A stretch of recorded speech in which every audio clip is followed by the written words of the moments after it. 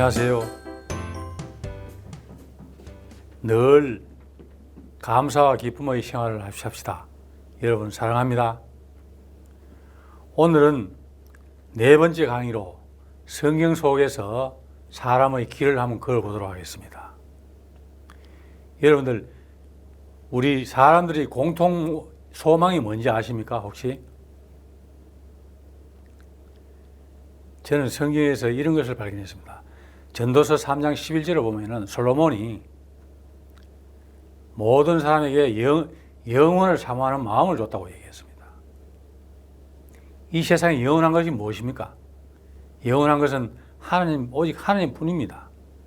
그 하나님을 사모하는 마음을 줬다는 겁니다. 그것이 하나님 자신입니다. 그래서 우리 영생을 생각하면은, 영생이 공동 소망인데 영생을 생각할 때는 육신, 이 우리가 지구에 살고 있는 잠시장을 살아가는 일장춘몽의 인생만 생각해서는 안 됩니다. 에덴 동산에 있을 때 신령체로 하나님과 함께 살았던 영도 생각을 해야 됩니다. 또 죽음 후에 다시 태어날 영도 생각을 해야 됩니다. 영과 육신을 동시에 볼 수 있는 눈이 생길 때에 우리가 사람이 걸어온 길을 정확하게 볼 수 있는 겁니다.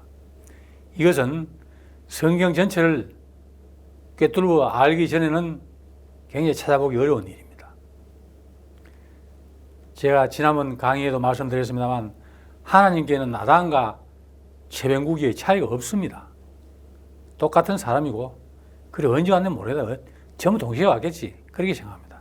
그래서 저는 모든 사람들이 이 땅에 육신으로 태어나기 전에 이미 영으로서 하나님하고 영혼을 생활하다가 왔다고 생각합니다. 하나님과 함께 했던 그 생활에 대한 기억을 우리가 가지고 있습니다. 그런데 이 기억이 선악과를 따먹어가지고 하나님을 적대시하기 때문에 이 기억이 죽어 잠자고 있습니다. 성경이 뭡니까?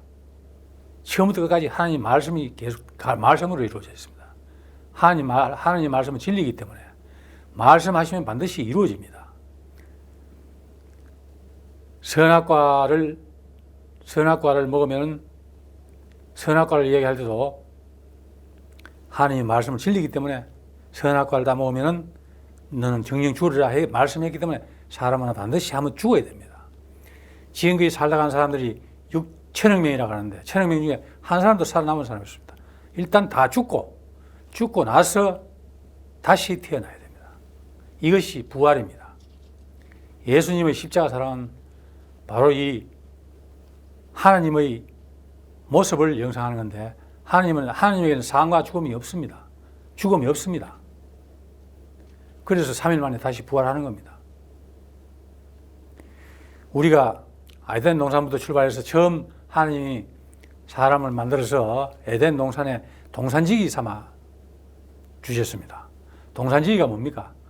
동산에 있는 모든 피조물을 통치하라고 임무를 주셨습니다. 동산지기는 통치하라는 임무를 주신 게 동산지기인데, 이것은 만물의 영장임을 의미합니다. 우리 인간은 만물의 영장이라는 말이 바로 이 성경에서 나왔다는 것을 꼭 기억해 주시기 바랍니다. 그런데 이 눈에 넣어도 아프지 않을 자기 몸으로 만든 자녀가 선악과 따먹고 자기를 대적하고, 아버지도 모르고 아무것도 모르고 자신을 대적하고 원수처럼 생각하고, 또 친형제인 친형제들을 원수로 생각하고 대적하고 죽이고. 옛날 우리 전쟁이 많았습니다. 그 전쟁이 뭐냐? 우리 사람이 선악과를 따먹기 때문에 같은 친형제도 모르고 적으로 생각하고 죽인 겁니다. 그것이 바로 죄입니다.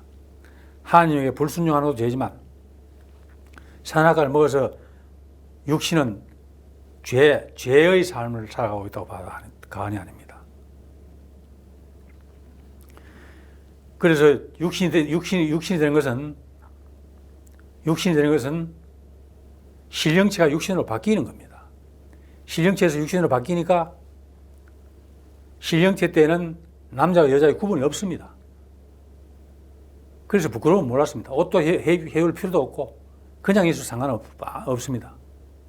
그런데 남자 여자 구분이 생기면서 남자와 여자의 성기가 나타납니다.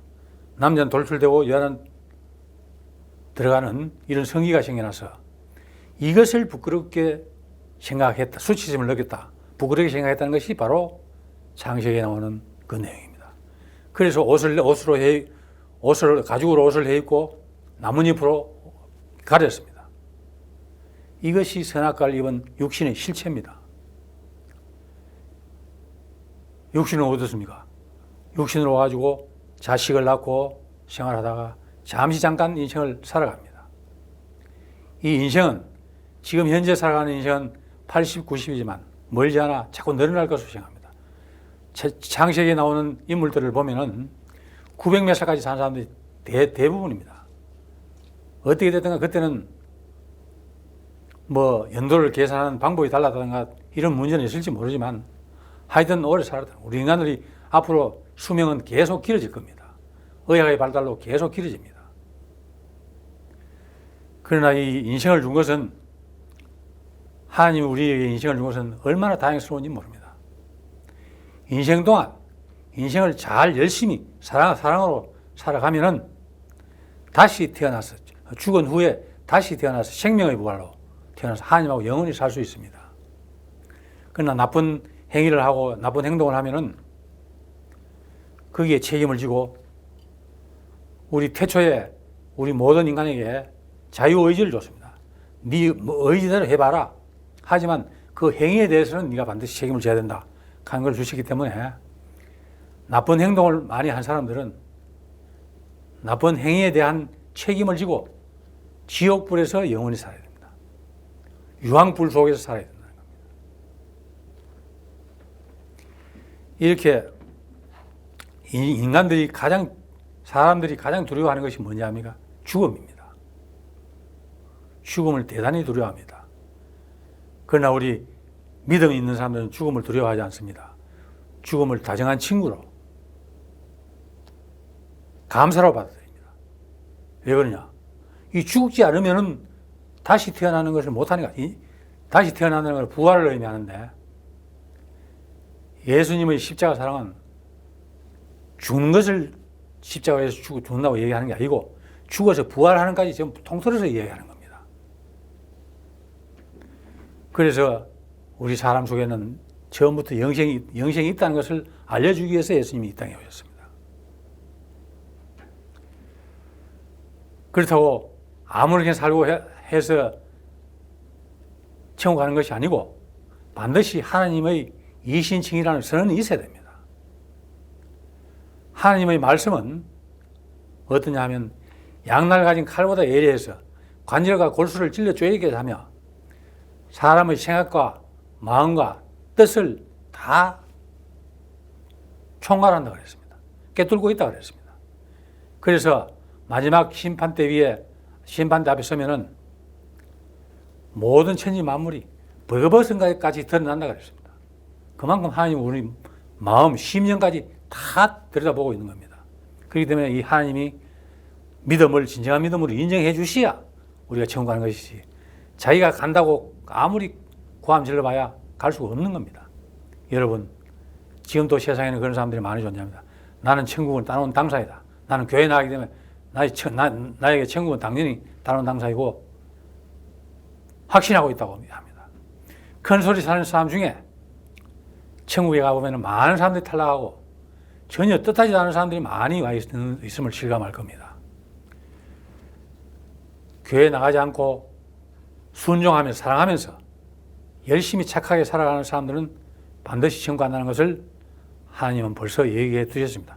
열왕기 사항 19장 18절에 보면 나와 있습니다.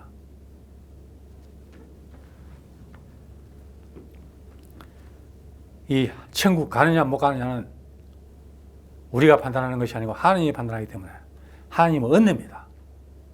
얼마나 감사합니까? 우리가 자랑할 건 아무것도 없는데 하나님은 은혜를 자랑해야 됩니다. 우리 힘으로, 우리의 능력으로, 힘으로 절대 갈 수 없습니다.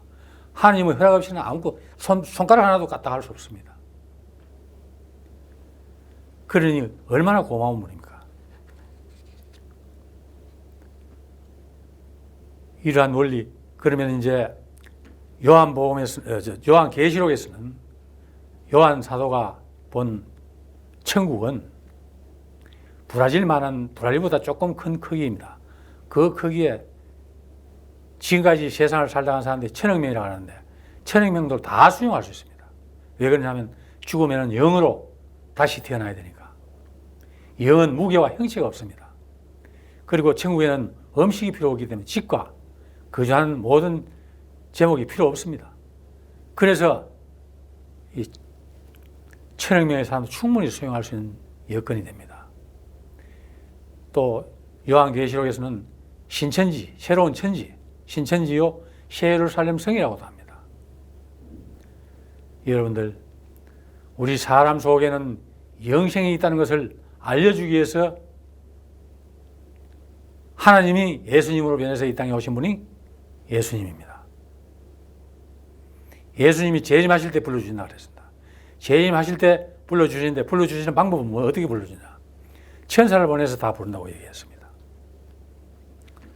마태와 같은 사도는 2000년 전에 이미 이 컴퓨터를 봤습니다. 하나님이 오실 때는 세상 모든 사람이 보는 가운데 오실 것이다 했습니다. 여러분들 곰곰이 한번 생각해보세요. 모든 사람들이 보는 가운데 오신다는 것은 인터넷을 통해서 오신다는 얘기입니다.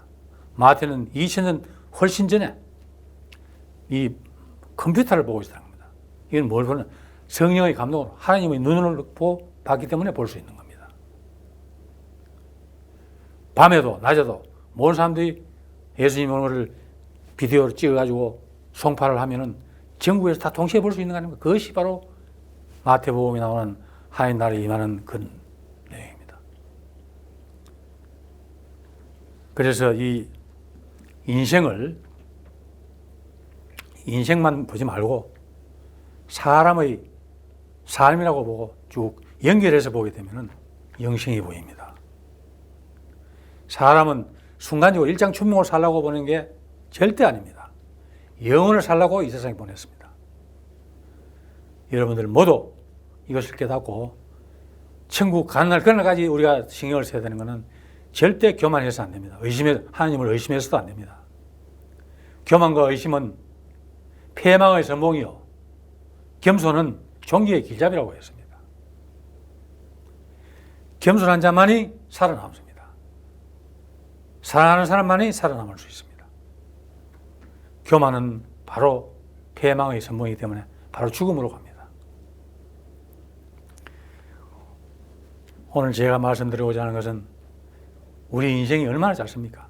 그러나 하나님이 심판하는 기준은 인생 동안 어떻게 살았냐를 기준으로 판단하는 겁니다. 얼마나 중요한 인생입니까? 이 인생 동안 열심히 사랑을 해도 모자라는 일장춘몽의 순간인데 왜 남을 미워하고 의심하고 미워하고 질투해 시기하고 분노 정오해야 됩니까? 우리 모두 착하고 선한 생활을 해서 다 천국에서 만나러 갑시다. 오늘 강의는 이것으로 마치겠습니다. 감사합니다. 사랑합니다.